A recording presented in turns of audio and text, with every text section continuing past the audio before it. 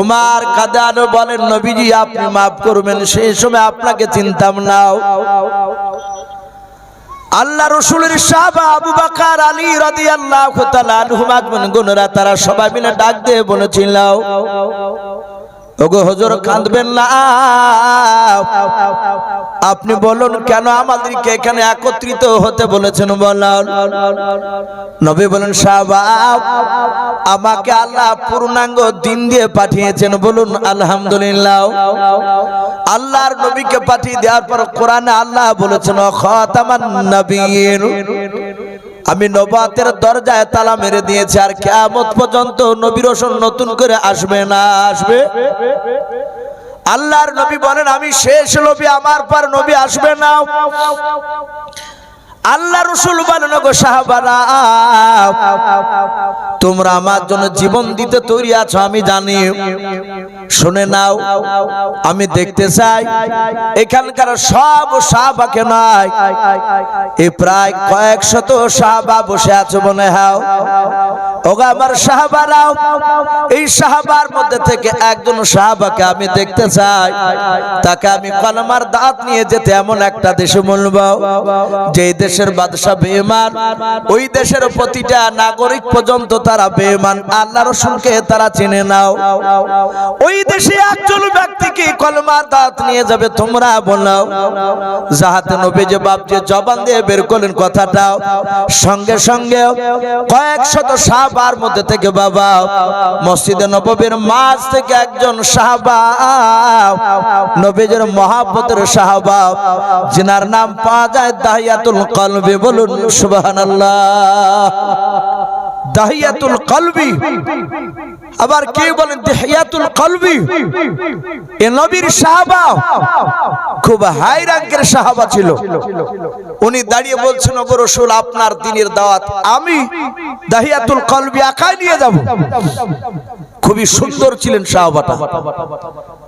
হাদিসে পাওয়া যায় জিবরিল আলাইহিস সালাম মাঝে মাঝে দাহিয়াতুল কলবির রূপ ধরে সুরাত ধরে নবীর কাছে ওহী নিয়ে আসতেন, বলুন আলহামদুলিল্লাহ। সাহাবারা ভাবতেন দাহিয়াতুল কলবি আদৌ দাহিয়াতুল কলবি নয়, ওই জিবরিল আলাইহিস সালাম মাঝে মাঝে রূপ ধরতেন ওনার। নবীজি বললেন, তাহলে দাহিয়াতুল কলবি তুমি একাই যাও। বলে আমি যাওয়ার জন্য তৈরি, আপনি চিঠি লিখে দেন। আমরা সকলেই জানি বিশ্ব নবী চিঠি লিখতে পারতেন না। নবী লেখাপড়া পৃথিবীর কোন মানুষের কাছে করেন নাই, তাই বলে নবীজিকে বাপজি মূর্খ বলা হবে না। নবীর মতো জ্ঞানী গুণী মানুষ এ যাবত পর্যন্ত বাপজি জন্মালছে, বলো জন্মাইনি, আগামীতে কিয়ামত পর্যন্ত জন্মাবে না। এত দামি নবী, আমার বিশ্ব নবীর প্রতিটা কথা বিজ্ঞান সম্মত, বলুন আলহামদুলিল্লাহ। নবীর প্রতিটা কথা আমার বিশ্ব নবীজি চিঠি লিখলেন না, যেহেতু লেখা করেনি কারো কাছে, শিখেনি। নবী জবানি কথা বললেন।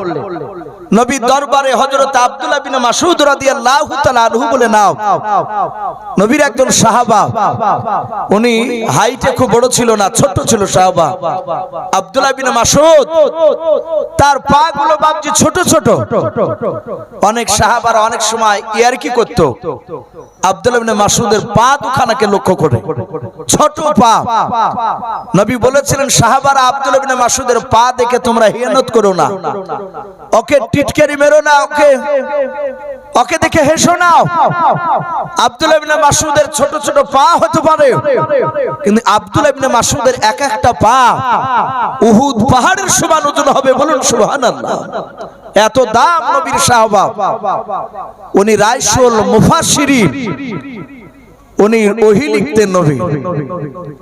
আব্দুল্লাহ ইবনে মাসউদ নবীজি ডাকলেন, নবী দরবারে বসে বসে লিখতে লাগলেন। নবী যা যা বললেন লেখা হয়ে গেল। নবীজির হাতে বাপজি একটা আংটি থাকতো, চাঁদির আংটি, চাঁদির আংটি। ওই আংটিটাই স্ট্যাম্প মারতেন নবীজি কালিতে ডুবিয়ে দিয়ে, ওই যে সহি করতে পারতেন না, নবী আংটিটা কালিতে বাপজি ডুবিয়ে দিয়ে চিঠির নিচে ইস্টা মারতে, ওটা মোহর হিসাবে কাজ হতো সে সময়। ওতে লেখা ছিল লা ইলাহা ইল্লাল্লাহু মুহাম্মাদুর রাসূলুল্লাহ সাল্লাল্লাহু আলাইহি ওয়াসাল্লাম। কোন রাবি লিখেছেন ওই কলমার নিচে লেখা ছিল মুহাম্মদ বিন আব্দুল্লাহ, নবীর নাম, নবীর আব্বার নামও লেখা ছিল। দাহিয়াতুল কলবি বাপজি চিঠিখানাকে বাপজি নিলে, চিঠিতে দাহিয়াতুল কলবির নাম লেখা ছিল।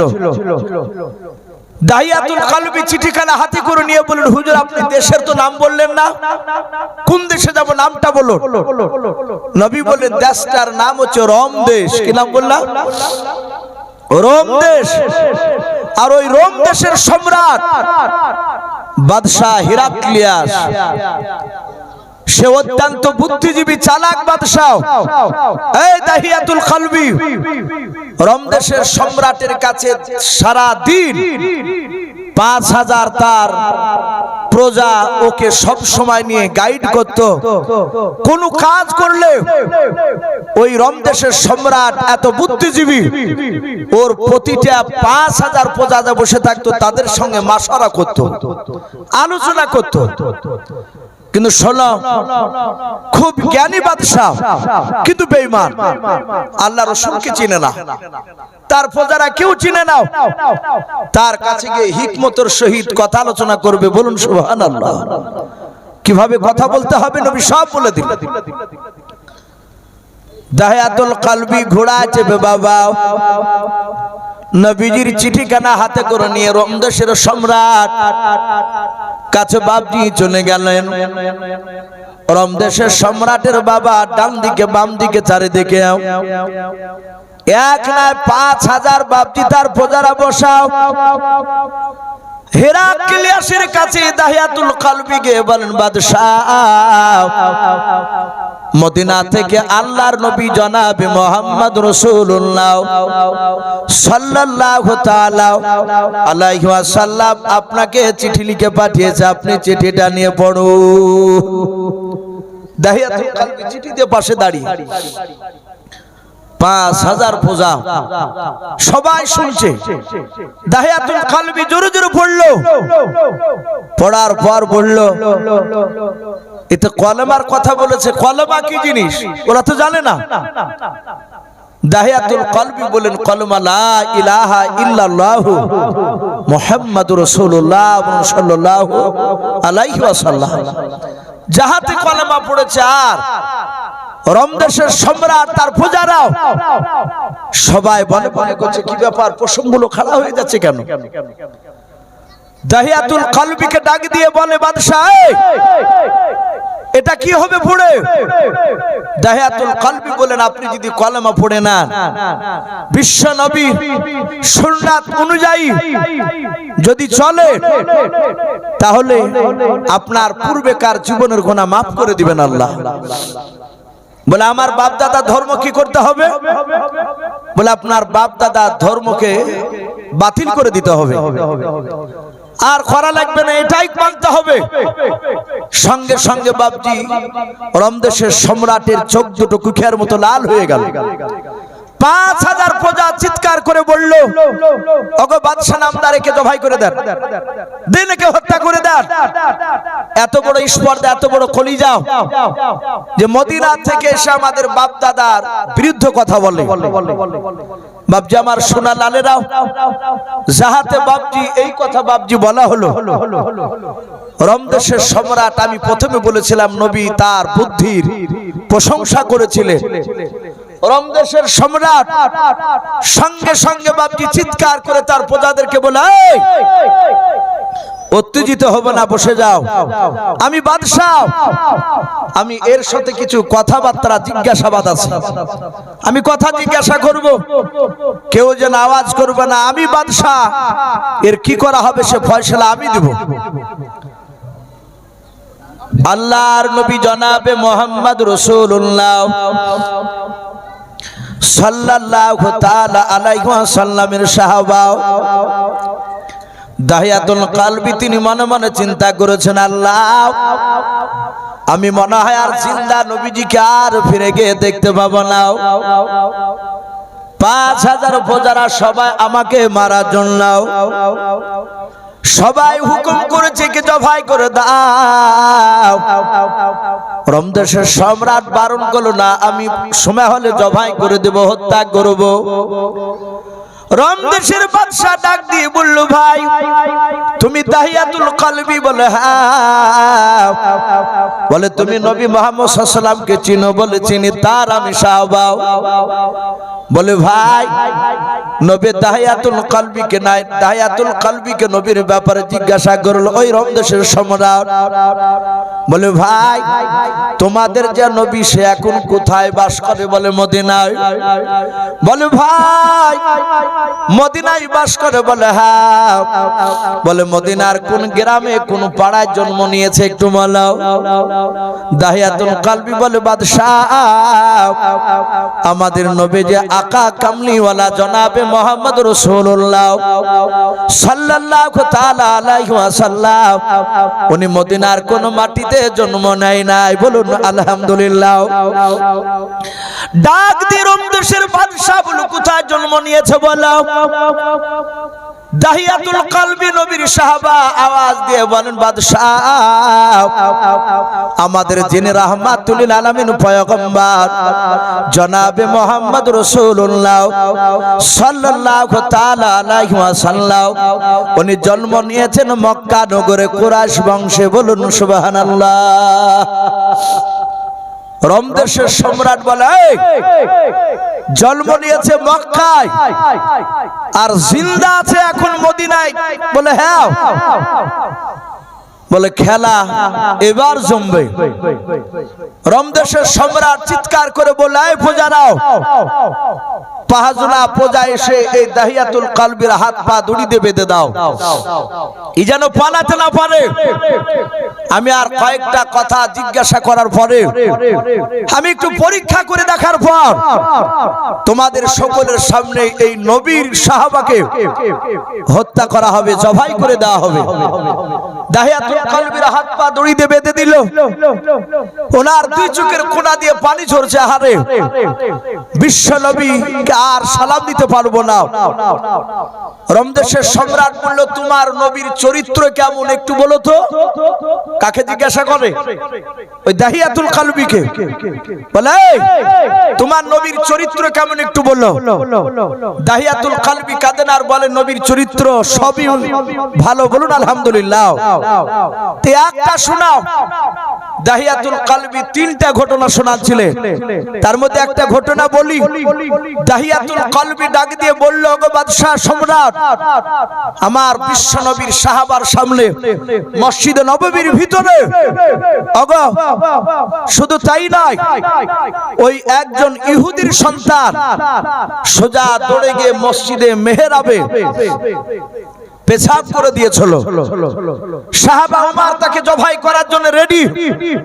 নবী বলেন এই সাহাবা উত্তেজিত হও না, বসে যাও। ইহুদি বাবা পেশাব করেছে, তার এখন বাধা দিলে ওর পেশাবের গন্ডগোল হবে, শরীরে অসুখ জন্মাবে। ওর পেশাবের গতি আটকায়ও না, ওকে পেশাব ক্লিয়ার করতে দাও। রমদেশের লোক সবাই তাকে থেকে শুনছে, পেশাব করে চলে যাচ্ছে। সাহাবারা তাকাচ্ছে, নবী বারণ করেছে আর কিছু বলা যাবে না। নবী সাহাবাদের দিকে তাকালেন, সাহাবারা কিছু যেন বলতে চাইছে যে এত বড় অন্যায় করে চলে যাচ্ছে, কিছু বললো না। আল্লাহ রাসূল বলেন এই যুবক ইহুদি শোনো। বাবা কাছে আসলো, বলে বাবা তুমি জানো না এটা ধর্মস্থান, এটা পবিত্র জায়গা? বলে অবশ্যই জানো, আমি খুব ভালো করে জানি। তাহলে পবিত্র স্থানে তুমি কেন পেশাব করলে? বলে এটা আমার মনের ইচ্ছা ছিল, এটা আশা ছিল, তা আমি পেশাব করে দিয়েছি। আল্লাহর নবীজি বাচ্চা ছেলেটা নাই, ওই যুবক ছেলেটার হাত ওখানে ধরে ডাক দিয়ে বলে ওরে বাবা তোমরা গির্জায় নামাজ ইবাদত করো? বলে হ্যাঁ। বাবা শুনে নাও, গির্জাতে যদি তোমাদের কোনো মানুষ এসে যদি পেছামো করে দেয় তাহলে তোমরা কি আনন্দ পাবে বলো? বলে নাও, আমি তাকে মেরে দিব, আমার রাগ হয়ে যাবে।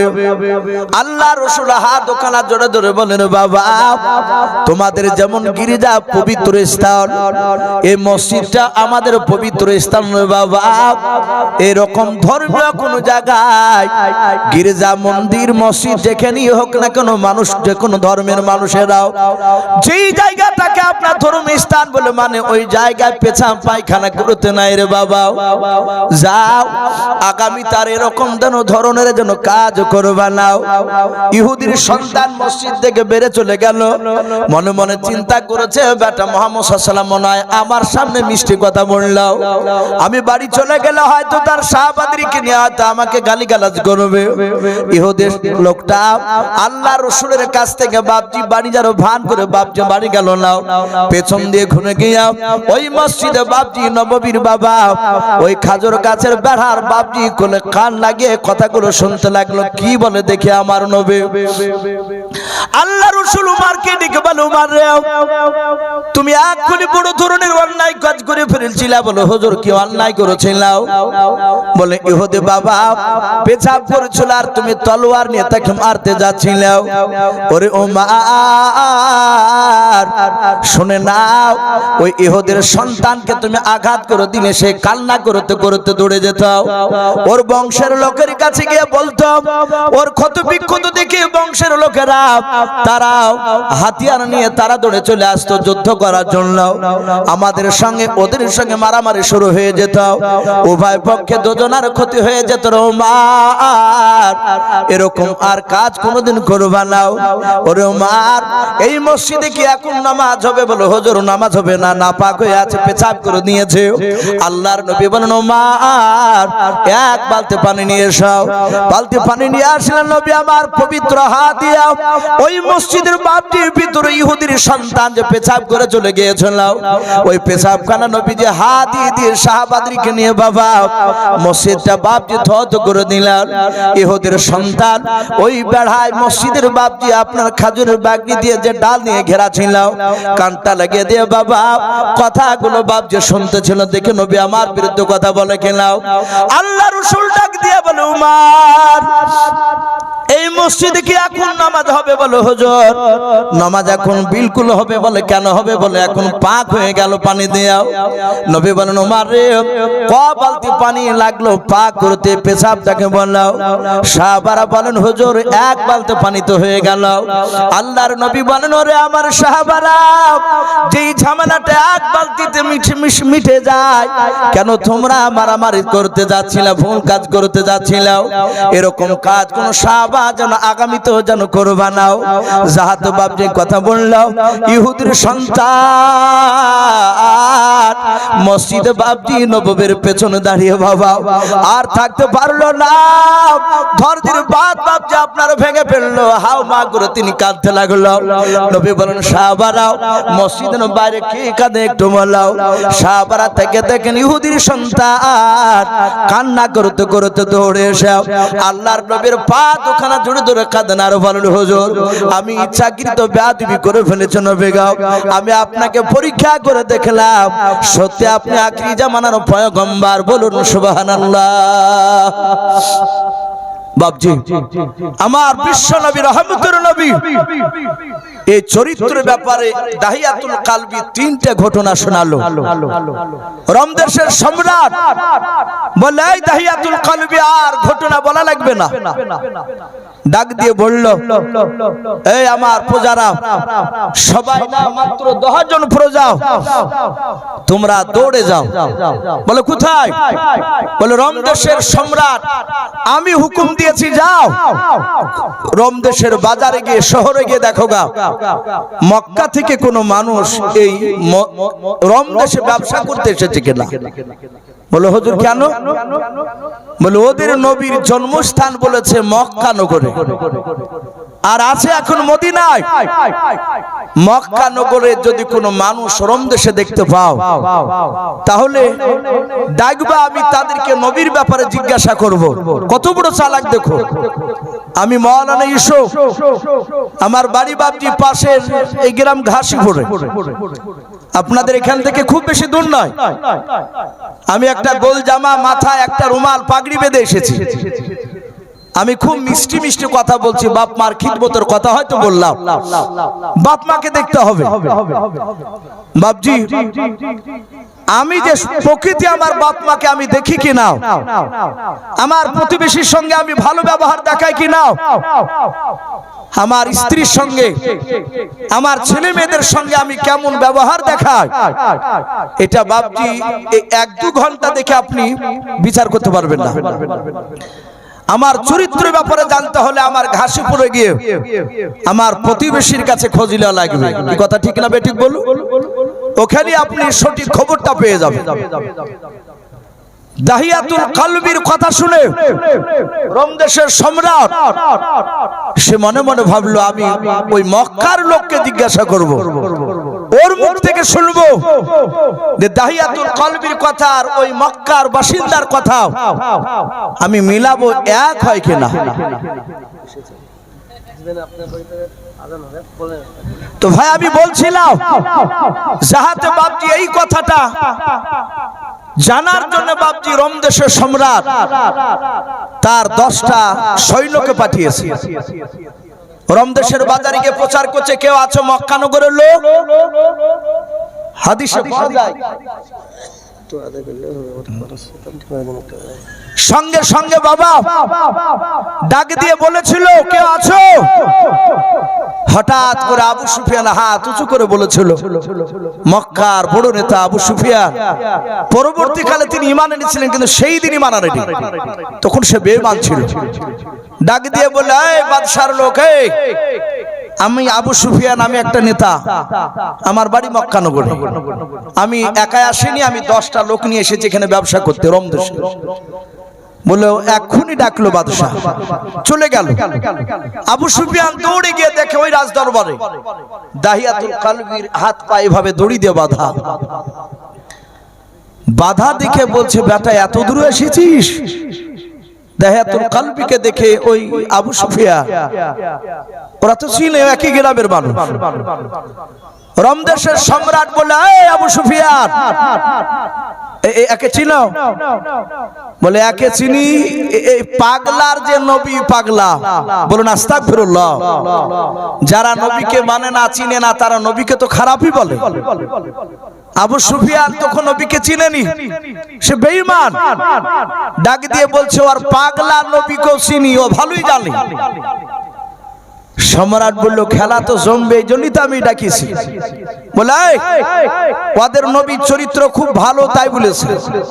ঘটনা 3টে শোনালছি, তুমি বলো। তিনি ওপর আসে, মৌলবী মানুষ একটু ওপর আসে না।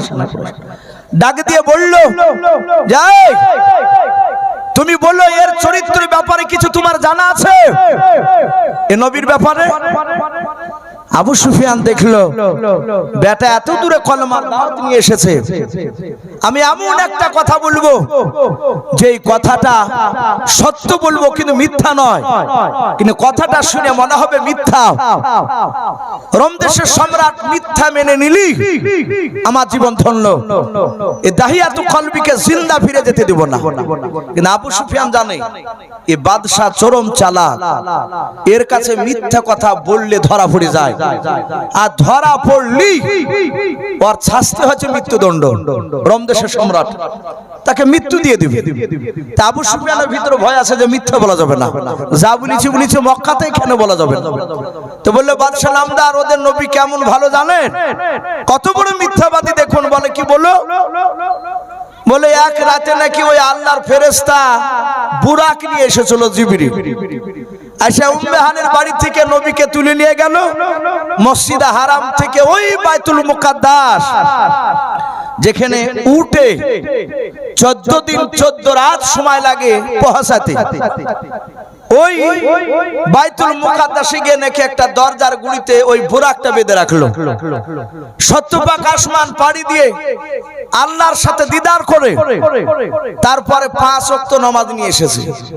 ওই রাতে আবার মসজিদে বাইতুল মুকাদ্দাস থেকে আবার হারামে চলে আসলেন। ওখান থেকে আবার উম্মে হানির বাড়িতে জিবরিল লিখে আসলেন। এতটা রাস্তা অতিক্রম করে গেল, শতভাগ আসমান পাড়ি দিয়ে গেল, একটা মানুষকেও জানতে পারেনি। হে বাদশা, এটা কি বিশ্বাস করেন আপনি যে মসজিদে হারাম থেকে বাইতুল মুকাদ্দাস অনেকটা দূরত্ব, এক রাতে ঘোড়ায় চেপে যাওয়া সম্ভব নয়। আর সে বুরাকে চেপে গিয়েছে। বুরাক টুরাক সব চিনি না, আমরা মানি না। আল্লাহর ফেরেশতাকে আমরা মানি না। আমরা যারা বুদ্ধিজীবী মক্কার নেতা তারা কেউ মানিনি। আর ওই দাহিয়াতুর মতন পাগলা ওর নবীর পাগলার কথা শুনে বিশ্বাস করে নিয়েছে। আবু সুফিয়ান বলল, আপনি জিজ্ঞাসা করুন আমি মিথ্যা বলেছি কি? বাদশাহ রোম দেশের সম্রাট বলে, মিথ্যা বলেনি তো? বলে না, চুল পরিমাণ মিথ্যা বলে নাই। বলুন আলহামদুলিল্লাহ। নবী যা বলেছেন তাই আবু সুফিয়ান এসে বলেছে। আবু সুফিয়ান হাত তালি মেরে হাসছে, বলছে বাদশাহ আমিও মক্কার একটা গোত্রের বড় নেতা, আমাকে সম্মান দেয়, দেখেন তো হযরত আমার লোক, আমি মিথ্যা কথা বলিনি। সম্রাট হিরাক্লিয়াস বাবা রেগে গেল, বলল এখনই জল্লাদ তুমি একে জবাই করে দাও। যাহাতে দাহিয়াতুল কলবিকে বাবজি ধরে জবাই করতে যাবে রে বাবা। আবু সুফিয়ান হাত তালি মারছিল, উচিত শিক্ষা পাচ্ছে, বিচার চাঙ্গা পেয়েছে। হঠাৎ করে বাবজি 5000 লোকের মধ্যে থেকে বাবা এক বৃদ্ধ মানুষ, তার কেতাবে প্রায় 100 বাবা 30 বছর পার হয়ে গিয়েছিল। কোন মুফাসসিরিন কেরাম লিখেন 15 বছর বাবজি পার হয়েছিল। ওই বৃদ্ধ মানুষটা বাবা রমদেশের সম্রাটের পেছনে বাবজি অনেকটা দূরে বসেছিল।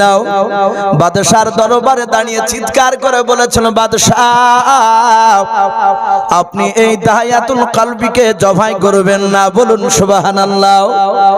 রমদেশের সম্রাট এইভাবে চেয়ারটাকে নিয়ে বাবা ঘুরে বাবজি পেছন দিকে তাকালো, ডাক দিয়ে বলে, বাবা তুমি কেন এই ব্যক্তিকে, নবীর ব্যক্তিকে কেন জবাই করতে বারণ করলে? বলে বাদশা নামদার আবু সুফিয়ান যে মেরাজের ঘটনা আলোচনা করলো। বলে হ্যাঁ। ওগো বাদশা নামদার, ওই যে নবী যে কথাটা বলেছে আপনি বলেছেন মিথ্যা, আবু সুফিয়ান বলেছে মিথ্যা, ওরা কেউ মানে নাই, কিন্তু আমি আপনার প্রজা হয়ে আপনার দরবারে বারহাক আমি বিশ্বাস করে নিলাম। বলুন সুবহানাল্লাহ। ওই মেরাজের ঘটনা সত্য বলে কি করে মানলাম? ডাক দিয়ে বলেছিল, বাদশাহ আপনার এখানে আসার 1 না 2 না 30 বছর আগে আমার বাড়ি ছিল বাইতুল মুকাদ্দাসে। ওগো বাদশা নামদার, আমার বুদ্ধি আমার মেধার নাম শুনেও আপনি টাকা দিয়ে বাইতুল মুকাদ্দাস থেকে আপনি আমাকে কিনে নিয়ে এসেছেন। বলে হ্যাঁ এটা সত্য। ওগো বাদশা আপনার দেশে আসার আগে ও বাদশা নামদার আমি বাইতুল মুকাদ্দাসের দেখাশোনার দায়িত্ব ছিলাম। বলুন সুবহানাল্লাহ। ওগো বাদশা নামদার হিরাক্লিয়াস আপনার দরবারে আবু সুফিয়ান বলেছে, শুনে না, যেদিন এসেছিল নবীজি মক্কা থেকে ওই বাইতুল মুকাদ্দাসে বোরাকে যাবে, ওটা আরবিতে মাস ছিল রজব মাস, তারিখ ছিল 27 রজনী। ও বাদশা নামদার সবাই মিলে ইবাদত করে বাইতুল মুকাদ্দাসে লোকেরা বাড়ি চলে যেত। আমি শেষের বেলায় সব দরজাগুলো বন্ধ করে বাড়ি চলে যেতাম, আবার সকাল বেলায় সবার আগে এসে দরজা খুলে দিতাম। ও বাদশা নামদার ওই রজব মাসের 27 তারিখে সবাই মিলে চলে গেল, আমি শেষের বেলা দরজা বন্ধ করতে লাগলাম। দরজা বন্ধ করতে করতে বাদশাহ ওই মসজিদে বাইতুল মুকাদ্দাসের মাঝখার দরজা লাগাতে পারলাম না। ওগো বাদশা নামদার ওই রাত্রি বেলায় ওই মসজিদের আশপাশের কিছু যুবক ছেলেকে ডেকে নিয়ে আসলাম। তারা শুধু ধাক্কা মেরে তারা পারলো না, চুল পরিমাণ নড়াতে পারলো না। 10-12টা যুবক ছেলে তারা আমি সঙ্গে নিয়ে এমন জোরে ধাক্কা দিয়েছিলাম। ওগো বাদশা নামদার ওই দরজা না হয়ে যদি একটা পৃথিবীর কোনো ছোট পাহাড় হতো, আমার মনে হয় পাহাড়টা হিলে যেত, কিন্তু দরজা হিললো না। যুবক ছেলেরা বলল, হুজুর এ দরজা দরজা লাগানো সম্ভব নয়। বলে কেন? আমাদের মনে হয় ছাদ দরজার দিকে নিচু দিকে নেমে গিয়েছে, এ পারা যাবে না। ও হুজুর চলুন রাত্রিবেলা বাড়ি চলে যায়, সকালবেলায় পাথর কাটা যন্ত্র নিয়ে এসে আমরা ছাদ কেটে দিয়ে দরজা ফিটিং করে দিয়ে যাব। ওগো বাদশা নামদার সবাই বাড়ি চলে গেল, আমি চলে গেলাম। আমার বিবির সামনে সব কথাটা খুলে বললাম। ও বিবি, প্রতিদিন দরজা লাগে, হঠাৎ করে দরজা কেন লাগলো না? মাঝখানে দরজা কিছু নাই, ছাদ যেমনকার তেমনি দেখলাম, কিন্তু 10-12টা যুবককে ডেকে নিয়ে এসে দরজা লাগাতে পারলাম না। আমার বিবি সেই সময় জোরে নিঃশ্বাস নিয়ে বলেছিল, গো স্বামী চিন্তা করবেন না, আমার মনে হয় সারা পৃথিবীর মধ্যে মহামানব হয়তো আমাদের বায়তুল মুকাদ্দাসে আজকে রাত্রিবেলা হয়তো ইবাদত করতে আসবেন। জোরে বলুন সুবহানাল্লাহ। আমি আমার বিবির কথা শুনলাম না। ও বাদশা নামদার, সকালবেলা আমি প্রতিদিনকার না সেদিনও দরজা খুলতে চলে গেলাম। দরজা খুলতে যাওয়ার পর দেখলাম ওই দরজার গোড়াতে একটা ছিদ্র করা পাথর পড়ে আছে। ওগো বাদশা নামদার, রাত্রিবেলায় পাথর ছিল না, সকালবেলায় ভালো করে দেখলাম ওখানে একটা বড় পাথর বাঁধা আছে। পাথরটা পড়ে আছে ছিদ্র করা। আমি দরজার গোড়াতে পাথরের আশপাশে তাকে দেখলাম, মনে হচ্ছে কোন একটা জানোয়ারের পায়ের ছাপ লেগে আছে। বলুন আলহামদুলিল্লাহ। কিন্তু কোন জানোয়ারের ছাপ আমি জানি না, যেহেতু বোরাক তো দেখে নাই। ডাক দিয়ে বলল, বাদশাহ ওই যে আবু সুফিয়ান বলেছে নবী নাকি বোরাকটা দরজার গোড়াতে বেঁধে দিয়েছিল। আমার মনে হয় ওই পাথরটাতে ওই রাত্রিবেলায় নবী যে বোরাকটাকে বেঁধে রেখে আল্লাহর কাছে দেখা করতে গিয়েছিলেন। সঙ্গে সঙ্গে বাবা হেরাক্লিয়াস বলল, এ দায়াতুল কলবিকার মারবানা। বলুন সুবহানাল্লাহ। আবু সুফিয়ান দেখলো, বললাম একা ধরে নিল। আরে সাদা হাতে কিতাবে লিখেছে বাপজি তার বাদশাহ, তার দলবল সবাই ইসলাম গ্রহণ করেছিল। বলুন আলহামদুলিল্লাহ। ভাই, সেই নবীর সাহাবা, তারা নবীকে এত ভালোবাসতেন, নবীর দ্বীন প্রচার করতে গিয়ে তারা মৃত্যুর ভয় করতেন না। বলুন আলহামদুলিল্লাহ। ভাই, আমি ছেড়ে দিব আপনাদের কাছে, বেশি নাই বাপজি, মাত্র 5 মিনিট। ভাই উঠবেন না ভাই, ইনশাআল্লাহ আমার পরে আরো বক্তা রয়েছে। বাপজি 5 মিনিট। কোন আল্লাহর যদি বান্দা বাপজি, এখানে তো অনেকে আছে, আমাকে সাফ করেনি, কারণ ভাই আমাকে টাইমটা হয়তো একটু রাত্রি দিত। তা আমি এই মাদ্রাসার শিক্ষককে বলেছিলাম, ভাই আমি আগামীকাল আল্লাহ যদি বেঁচে রাখে বাপজি শিলিগুড়ি যাব, 2 দিন জালসা আছে। তো বললাম ভাই আমাকে যদি মাগরিব পর দেন তাহলে যাব। তো বলে হুজুর অসুবিধা নেই, সাফ দিব না, আপনি ঘন্টাখানিক ওয়াজ করে চলে আসুন।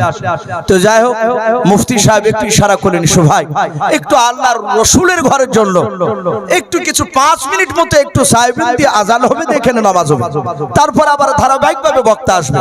তাই বাপজি এখানে আপনারা অনেকে আছেন, বাপজি 5,000 করে টাকা, জি বেশি নয়, মাত্র বাপজি 2টো মানুষ একটু হাত উঁচু করে বাপজি একটু বলতে পারবে, আল্লাহ যদি বেঁচে রাখে আগামীকাল, আজ তো দোয়া করবই। আমাকে ওখানে বলছে যে হুজুর আপনি আসে দেখতে পাবেন এখানে জালসা শ্রোতা কত হবে, প্রায় 1015-এর উপরে শ্রোতা হবে ইনশাআল্লাহ। খাস করে আমি ওখানে দোয়া করব। বাপজি আছেন একটা নয় 2টো মানুষ 5,000 করে আল্লাহর দিলকে বাপজি টিকে রাখার জন্য, নবীর সুন্নাতকে বাপজি আপনার টিকে রাখার জন্য আমি 10,000, 20,000, 15,000 চাইনি বাপ, মাত্র 5,000 করে টাকা দুজন। জি একটু আসি, আল্লাহর কোন বান্দা ভাই একটু ঝটঝট করে একটু বলি, ইনশাআল্লাহ খাস করে দোয়া করা হবে।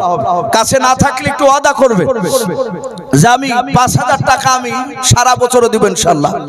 একটু আসি, মাশাআল্লাহ, এখানে আসেন তো ভাই, এইদিকে মাশাআল্লাহ। এই হাজী সাহেব উনি না, মনিরউদ্দিন হাজী সাহেব বলেন নারে তাকবীর। ভাই তেলবা না দেন, আল্লাহু আকবার একটু বলবেন না, আল্লাহু আকবার, লজ্জা করবেন না, বললে আল্লাহ এত খুশি হয়, আসমান জমিনের বাপজি ফাঁকা জায়গা নেকিতে ভরপুর করে দেয়। যে বলবে আল্লাহু আকবার তার জীবনের গুনাহ আল্লাহ মাফ করে দেয়। বলুন সুবহানাল্লাহ। বলেন নারে তাকবীর। হাজী মনিরউদ্দিন সাহেব উনি 5,000 টাকার দাতা, বলুন মারহাবা। আল্লাহ তার 5,000 টাকার দানকে আল্লাহ কবুল করুন, তার হজকে আল্লাহ কবুল করুন, তার আত্মীয় স্বজন কবর আযাবকে আল্লাহ মাফ করুন। বলুন আল্লাহুম্মা আমিন। বলেন নারে তাকবীর। যাক ভাই দেখেন আরেকজন বেনামিত ভাই আমার, উনি নগদ 2000 টাকার দাতা। বলুন মারহাবা, নারে তাকবীর। এই বেনামিতে দেখো বান্দা কোথায় যে ছিলাও, আল্লাহ নবীর নাম শুনে দেখো 2000 টাকা দিলাও। 2000 টাকা বলে মলে করিও না হেলাও, নেকের খাতায় মলা লিখিও গো মেলাও। যার সাথে যে নিয়াতে করিয়াছে দান, দানকে কবুল করো তুমি সুবহানাল্লাহুম্মা আমিন। নারে তাকবীর। ভাই আর একটা হবে না ভাই, হাজী সাহেবের জোড়া জি। আর একটা আমি দুটো মানুষকে দেখতে চেয়েছি ভাই, 5000 করে বাপ, একটু আসি যার বাপজি। প্রথমে বাপজি যারা দিচ্ছে একদম জালসার শেষ পর্যন্ত যত মানুষ বাপজি দান করবে তার সাথে হাতে বাপজি আপনারও নাকি পেতে থাকবেন, বলুন ইনশাআল্লাহ। আসি ভাই হারুন, মাশাআল্লাহ হারুন সাহেব উনিও বলছেন আমি 1000 টাকার দাতা। বলুন মারহাবা।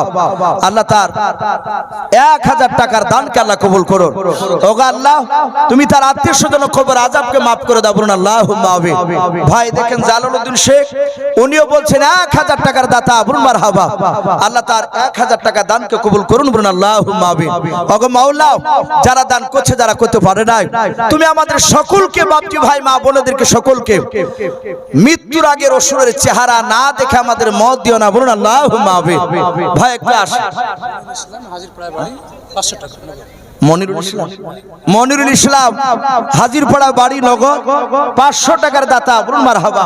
আল্লাহ তার 500 টাকা দানকে আল্লাহ কবুল করুন। বলুন আল্লাহুম্মা আমিন। ভাই আমি আপনাদের কাছে 5 মিনিট মতো একটু দেখতে চেয়েছিলাম ভাই, আর একটা কেউ জোড়া হবে না ভাই? 5000 টাকা। এখানে কোন কমিটির লোক, এখানে অনেকে আছে বাপজি বাহির থেকে অনেক বাপজি ভাই এসেছে জি, একটু আসে। আর একটা মানুষ 5000 টাকা জি আসো, একটু খাস করে বাপজি দোয়া করে দিয়ে চলে যাব, তারপরে বাপজি ইনশাআল্লাহ আমার পরে বক্তা আসবে। হাসানপুরে হারুন রশিদ 500 টাকার দাতা। বলুন মারহাবা।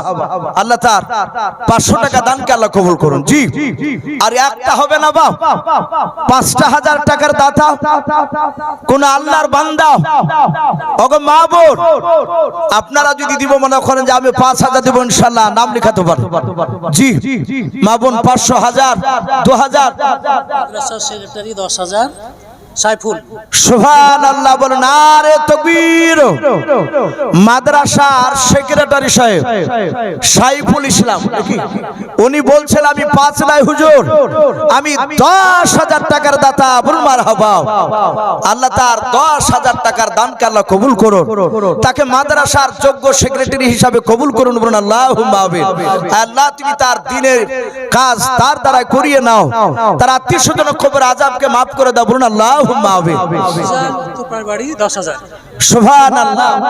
মিজান মাওলানা নাকি যাক মিজান হাফেজ আমাদেরকে খুব শ্রদ্ধা করে। ওই আপনাদের ওই হাসানপুরে আপনার টালির সব দোকান টোকান আছে, সে মিজান উনিও বলছেন আমি 10000 টাকার দাতা। বলুন মারহাবা। বলেন নারে তাকবীর। আল্লাহ তার 10000 টাকা দানকে আল্লাহ কবুল করে নিও। ওগো মাওলা তুমি তার আত্মীয় স্বজন কবর আযাবকে maaf করে দাও। ওগো মাওলা তুমি তাকে হায়াতে তয়্যিবা সিহাতে কুল্লিয়া দান করো। আয় আল্লাহ 5000, 10000 করে যে সব তোমার বান্দারা দান করেছে তাদের সকলের রুজি রাজকের বরকত দাও। বলুন আল্লাহুম্মা আমিন। আল্লাহুম্মা আমিন। ভাই 10000 হয়েছে বাপজি দুটো, আমি কিন্তু 5000 দেখতে চেয়েছিলাম। আর একটা হয়েছে, আর একটা হবে না ভাই 5000। টনিক শেখ 1050 টাকা। বলুন মারহাবা। আল্লাহ তার 1050 টাকা দানকে আল্লাহ কবুল করুন, তার আত্মীয় স্বজন কবর আযাবকে maaf করুন। বলুন আল্লাহুম্মা আমিন। আর একজন বেলামিতে 200 টাকা দিয়েছেন, আল্লাহ তার দানকে কবুল করুন। আল্লাহ তুমি তাকে হায়াতে তয়্যিবা সিহাতে কুল্লিয়া দান করুন। আমিন। আর একজন 200 দান করেছেন, আল্লাহ তাদের সকলের দানকে আল্লাহ কবুল করুন। আল্লাহ তুমি তাদের রুজি রাজকের বরকত দিন। বলুন আল্লাহুম্মা আমিন।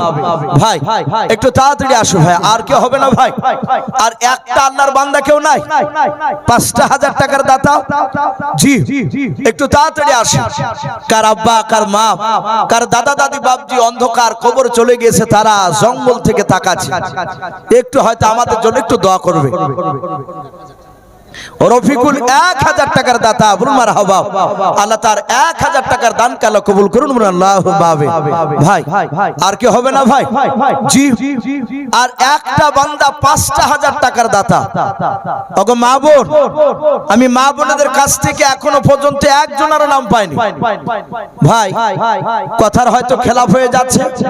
5 মিনিট সময় নিব বলেছিলাম, তাই ভাই 5 মিনিট পারই হয়ে গেল। যে একটু পাশ থেকে একটু ইশারা করছে, যখন একটু মানুষ দিচ্ছে মাওলানা সাহেব আর একটু চান মানুষের কাছে। মা বোন, আপনাদের কাছ থেকে একটা মা বোনেরও নাম পাইনি। অনেক মা বোন এসেছেন আলহামদুলিল্লাহ। মা বোন আপনারা 500, 1000, 200 যে যা পারবে। আর একজন 200 টাকা বলুন মারহাবা। আল্লাহ তার দানকে কবুল করুন, বলুন আল্লাহুম্মা আমিন। ভাই আর একটা বান্দা হবে না কেউ? 5,000 টাকার দাতা। জি। কোন আল্লাহর আশিক মুজাহিদ বান্দা 5,000 টাকা। জি একটু আসি আল্লাহর ঘরকে তৈরি করার জন্য। বাবজি মাদ্রাসায় অনেক কাজ বাকি আছে, এখনো পুরো বিল্ডিং প্লাস্টার হয়নি। রিফাত আলী বলেন আরে তকবীর। এই রিফাত আলী নামে দেখো বান্দা কোথায় যে ছিল, নবী নাম শুনে দেখো 1000 টাকা দিলাও। 1000 টাকা বলে মনে করিও না হেলাও, নেকের খাতায় মলা লিখিও গো মেলাও। যার সাথে যে নিয়াতে করিয়াছে দান, দানকে কবুল করো তুমি সুবহান। অগবারি দোয়া করি অগ পাকবারি, মিজানেতে নেকি পানা করে দিও ভারি। আল্লাহুম্মা আমিন। নারে তাকবীর। ভাই আসি ভাই। এ সোনারুদ্দিন নামে দেখো ভাই আমার কোথায় যে ছিল, শেষের বেলা এসে দেখো 500 টাকা দিলাম। যে আশাতে যে নিয়াতে 500 টাকা করিয়াছে দান, দানকে কবুল করো তুমি সুবহান।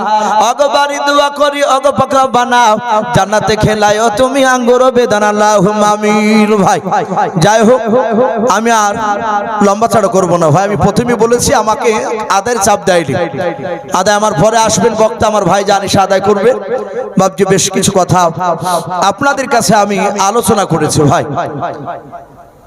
রসুলের কথা বলতে গিয়ে হয়তো যদি আবেগে বাবজি কোনো আঘাতজনক কথা যদি বেরিয়ে যায়, ছেলে হিসাবে আপনাদের কাছে ক্ষমা চাই। আমি আপনাদেরকে দোয়া করব, আপনারা আমার জন্য দোয়া করবে। আল্লাহ রাব্বুল আলামিন বক্তা শ্রোতা সকলকেই জানো কোরআন এবং সুন্নাত অনুযায়ী আল্লাহ আমাদেরকে চলার তৌফিক দান করুন, বলুন আল্লাহুম্মা আমিন। আল্লাহুম্মা আমিন। হ্যাঁ ভাই, তো যাই হোক এক্ষুনি আজান হবে, তারপরে সাতাহাতি নামাজ হবে। যাদের ওযু নাই ভাই তার আগে ওযু করে আসুন। এ বলে আমার বক্তব্য শেষ করলাম। আখিরি দাওয়ানা আনিল হামদুলিল্লাহি রাব্বিল আলামিন। আসসালামু আলাইকুম ওয়া রাহমাতুল্লাহি ওয়া বারাকাতুহু। শের আলী 1000 টাকা। আল্লাহ তার দানকে কবুল করুন।